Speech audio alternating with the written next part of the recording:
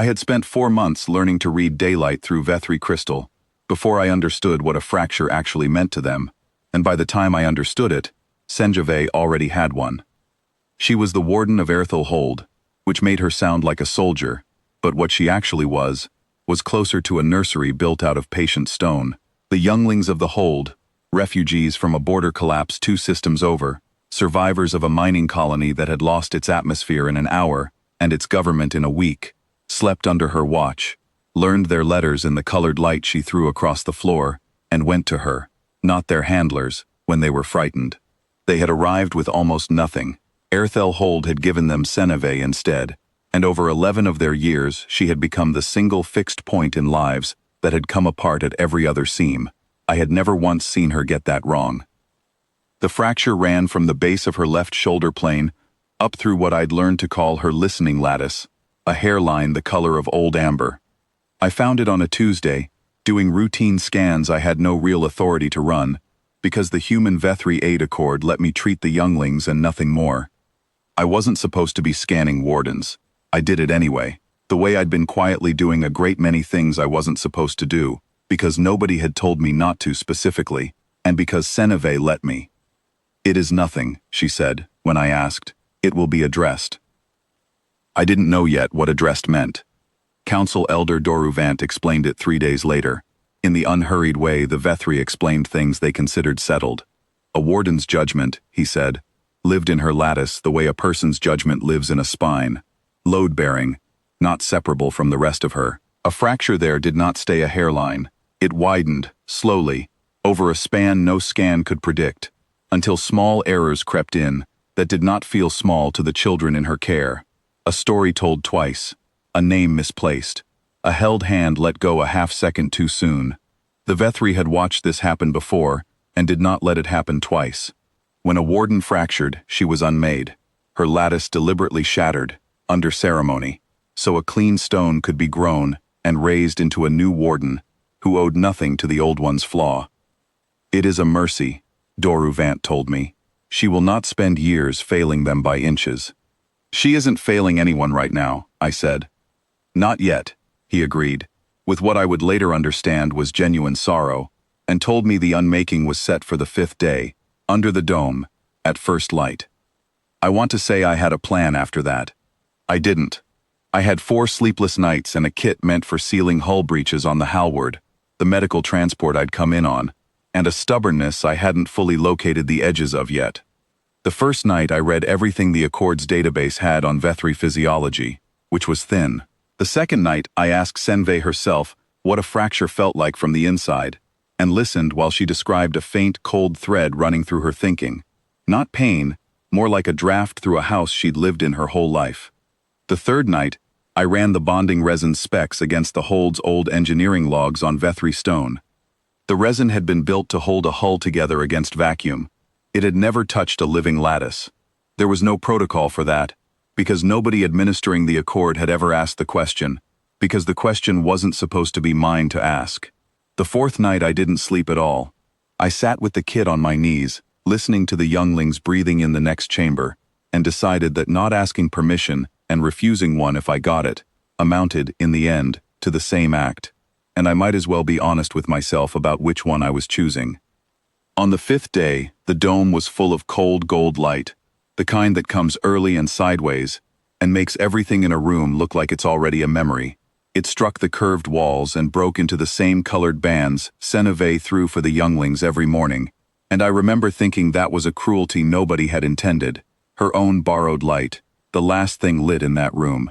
The council stood in a loose ring around her, 9 elders in robes the color of weathered granite, none of them looking unkind, all of them looking like people who had done this before and knew exactly how long it took. Senve had arranged herself, without complaint, at the center, her facets dimmed to a resting amber, the fracture catching the gold light and throwing it back thin and wrong. The younglings had been kept away. I had not been invited.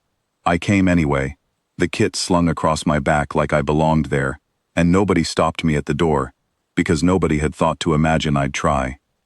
Doruvant lifted the unmaking rod, a slender thing, more tuning fork than weapon, built across some 40 generations to find a fracture's resonant note and finish, gently, what time had started, and I walked into the circle before he could sound it. A murmur went through the other elders, not anger, something closer to alarm at a thing happening outside its proper order.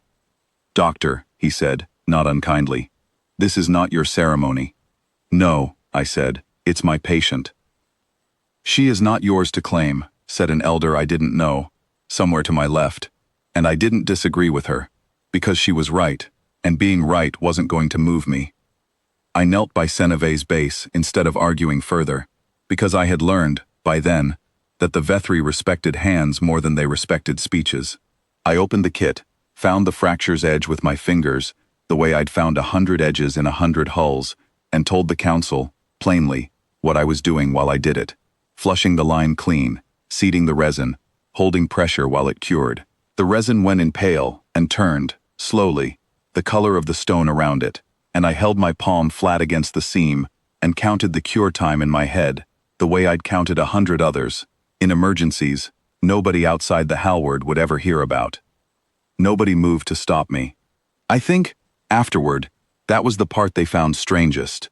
Not that I'd done it, but that I'd done it slowly, with no urgency in my hands at all, as though there were no possible outcome in which I didn't finish. Doru Vant lowered the rod, not in surrender, I don't think, but because he genuinely wanted to see what I was looking at. "This will not hold," he said, but he said it like a man watching it hold.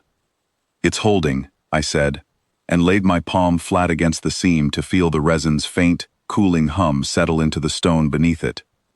"It's holding." Seneve's voice when it came was very quiet. "Why," she asked me, "would you do this for me, when it is not your law to break and not your child to protect?" I thought about the 4 months of light across the floor, the small hand-holding mercies, the patience built into stone. I thought about how she'd let me scan her, even though I had no authority to ask. "Because no one told me I had to stop," I said, "and because you're not finished yet." The council did not vote that day to change their law. I want to be honest about that. I didn't end 11 years of custom with 1 kit of resin and 1 stubborn morning. What they did was simpler and, in its way, larger. They looked at a seam that held, and a warden who spoke clearly through it, and let the 5th day pass without an unmaking. Doru Vant called it an exception. I called it a precedent, and didn't argue the word with him, because he let me have it. The elder who'd told me Senve wasn't mine to claim, lingered after the others had filed out, watching the seam a long while before she said she'd attended 4 unmakings in her life, and never once seen anyone try to stop one. She didn't say whether she thought I'd been right. I didn't ask. I requested reassignment to Erthel Hold the following week. It was approved with a speed that suggested someone above Doru Vant had already decided I was staying, and had simply made it official. I check the seam every season now, half clinical and half something I don't have a better word for than devoted. It has not widened. The younglings still go to her first when they're frightened, and she still gets the attention right, every time, the same as she always did.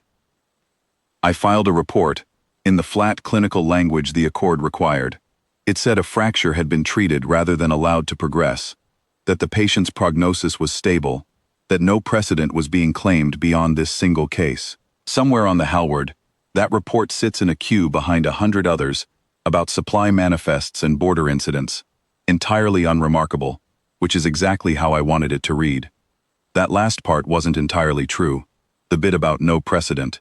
I left it in anyway, because some things you write down for the record, and some things you write down to remember exactly how it happened. Quietly, on your knees, with cold gold light coming sideways through a dome, and a council waiting to see whether a human would actually finish what she'd started. I finished. I'm still here.